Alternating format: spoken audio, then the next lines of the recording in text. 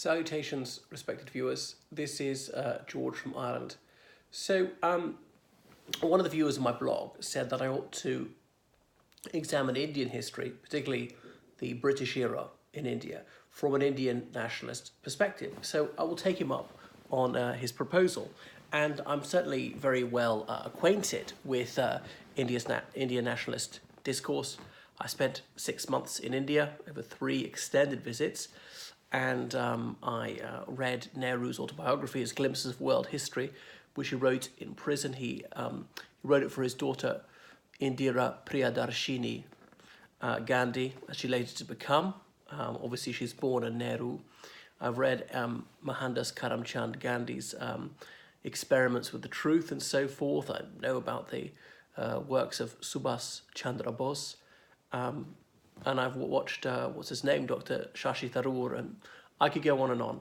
So what I'm going to do now is show that I could definitely articulate the Indian nationalist viewpoint. And I couldn't help but develop a certain admiration for Nehru, reading his work. I disagreed with him a lot, but he was a reasonable man. He was a mature leader to hand over to, and his stewardship of India when he was Prime Minister was fairly good, despite taking the country through some choppy waters. So being a colony, is that a good thing? Well, anti-colonialists would certainly say it's not. And it's tacitly admitted even by those who appear to be nostalgic for the imperial era. Boris Johnson, former Foreign and Commonwealth Secretary of the United Kingdom, he said that the proposed Brexit deal would reduce the United Kingdom to the status of a colony. Notice the word reduce. He wasn't suggesting that colonial status was something remotely desirable, and he's a very scholarly chap, despite his outbursts. Anyway, imperialism is bad, so many people contend. The Mughals, they had invaded India as well, originating from Central Asia. They're really Mongols, so they plundered the place, and Afghans had, and so on. So Indian states had sometimes fought each other, conquered each other. One could claim this is not imperialism. But one ought to take into account just how advanced Indian civilization was, certainly many centuries ago. Like France often says, oh, we invented human rights, we came out with the rights of man and of citizen in 1789. But really, the Emperor Ashoka in India, millennia ago, he invented it. And he had his codes of law set out everywhere. They're the 4 lions of Ashoka, the symbol of the Republic of India. You can only see 3 of them because one of them is facing backwards, is obscured by the others. Truth alone triumphs. That is India's motto. So this fabulous emperor, he abolished slavery, he guaranteed people their liberty, and he indeed wanted to put an end to all violence, be a pacifist. Unfortunately, his legacy did not long survive him, and sadly, oppression was reintroduced. So the East India Company, founded on New Year's Eve, 1600, with a charter from Elizabeth I, this company trading onto the East Indies, meaning not just India, but we now call, say, Sri Lanka or Singapore, Malaysia as well. And obviously, it was a company. It was about profit. That's it. By the icy calculation of profit and loss, it was not an enormous charity mission. The aim was the emolument of the shareholders. So, yes, they did engage in some trading. There was some buying and selling, starting off at Surat. But the French, the Danes, the Swedes, the Portuguese were all at the same in India. Not on such a scale, though. So pretty soon, the East India Company, which had the temerity to call itself the Honourable East India Company, got into the landlord game. Thought that the thing was to become zamindar, as in landlords, particularly in Bengal. Although they started on the west coast of India, pretty soon their main base of operations shifted to the east, Calcutta, as it was then called when Job Charnock founded it, and Madras, it's now Chennai, and getting diwani from various Indian rulers, sometimes purchasing land, sometimes simply invading and sequestrating it. So, and how do you make money out of land? Well, you rent it out to the farmers, and then the tenant class have to pay through the nose to scratch some kind of a living from the soil. The culture of the soil was obviously the main economic activity in India, as in every other country in the 17th century and the 18th century. So that was it. It was not about duty, it was about booty. And the East India Company had its own army and navy, the right to legislate and to run courts had been privatized at the same time. So sometimes land was acquired by fraud, sometimes under duress, and a contract signed with someone's gun to your head is a nullity. So there were terrible famines at this time. I know famines didn't start then, but the main aim was to get the maximum profit, to wring every last rupee out of the people, and not to bring benefit to the people of India. So governors general were appointed, and sometimes rents were extracted with great violence, as an official British report said at the time. Warren Hastings was the inaugural Governor General of India. Obviously, he was only ruling that small section of it which was in the hands of the East India Company. Warren Hastings, when he returned to the United Kingdom, he was impeached. He was on trial before Parliament for gross misrule, said to have been terribly abusive in Bengal, and Edmund Burke inveighed against him. Despite these vehement philippics by Burke, Warren Hastings was acquitted. Warren Hastings said he stood astounded at his own moderation, as in he could have enriched himself hugely more. So some British guys went out to India as writers, that's clerks in the East India Company, coming from no great position of wealth at home, and became stinking rich. And I really do mean stinking, in the way that they managed to acquire their wealth by being completely unethical. They were known as Nabob when they came out of the United Kingdom, as in a mispronunciation of Nawab, and got into politics. Diamond Pitt, the progenitor of the Pitt political dynasty. So there was a lot of racial prejudice around at the time. So these racialist attitudes were not good for the Indians who were on the receiving end of them. There was much cultural appropriation. You could say that's a terrible thing, but Britishers beginning to ape Indian manners, wear Indian clothing, learn various of the Indic languages. So William Jones, he wrote that compendium of Sharia law and Hindu law, but some people say, oh, well, he falsely asserted that he was teaching Indian law to the Indians, but of course, the very suggestion is indecent and preposterous.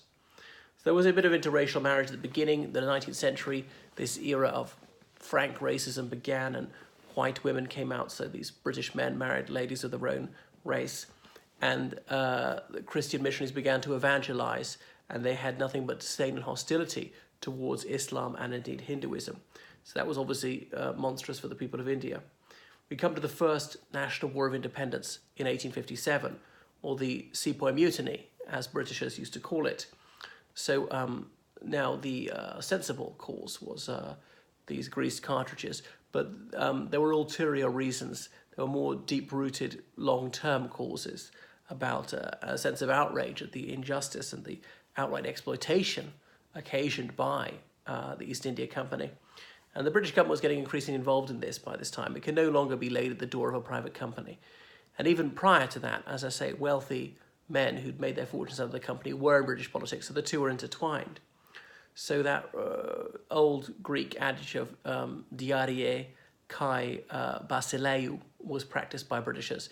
In fairness, I've yet to come across any document anywhere where they said divide et impera as a policy, or suggested that they wished to promote disharmony between the peoples of India.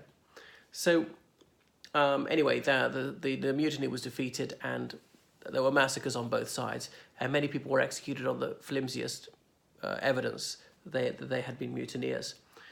There were some blatantly racist laws afterwards when the juries came around, and if a white Britisher was on trial, then the jury had to be mostly British and things like that. Sometimes whites were paid more for doing the same work as an Indian. I remember one Britisher saying, was disgusted at some of his own countrymen, saying, the measliest representative of the white race holds himself superior to the most outstanding Indian, and that is a nauseating attitude.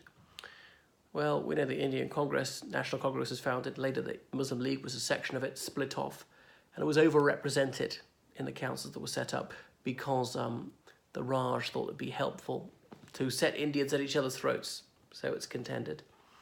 Indians being used as cannon fodder abroad. I'm not sure about the Opium Wars, but certainly from the South African War, broke out in 1899. There was that music hall ditty, we don't want to fight, but by Jingo, if we do, we'll send the mild Hindu, as in the Indian had to do the fighting for us. The United Kingdom would never have won the First World War if it weren't for India. And during this time, Lord Chelmsford, the viceroy, who was under great pressure to make major concessions to Indian nationalist sentiment. But London wanted to make only half a promise of reform. One was trying to be non-committal about it. And the greatest of reluctance, they did agree to some reform, but it didn't go far enough. And Congress thought, having been so loyal and so fulsomely supporting the war, they ought to get major concessions. This is wrong. Then came the Rowlatt Act, the Black Acts, which severely abridged civil liberties. And that led to massive protests, was grossly unpopular. The United Kingdom was supposed to be promoting liberty, and far from emancipating the people, it was shackling them. And that led to the Jallianwala Bagh massacre as a hideous crime, which will go down in the annals of history as one of the most monstrous things done in India. I don't think it's ever been a single day in India where so many unarmed people have been killed.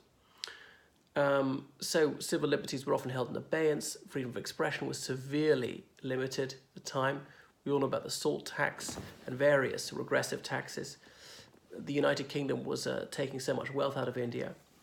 The Congress Party, peaceful democratic party, really trying to promote the Westminster model of democracy, was sometimes outlawed, which again was infringing people's freedom of association. His flag was made a crime to display that flag, which is now the national flag of India. His leaders were in and out of jail through the 20s, 30s and 40s. And the United Kingdom wasn't promoting human rights or the upliftment of mankind. Look at the Japanese depredations on China. And China's one lifeline was the Burma Road. It could purchase weapons, shipped to Burma and transported to China. And then the United Kingdom caved into Nipponese pressure and closed the Burma Road.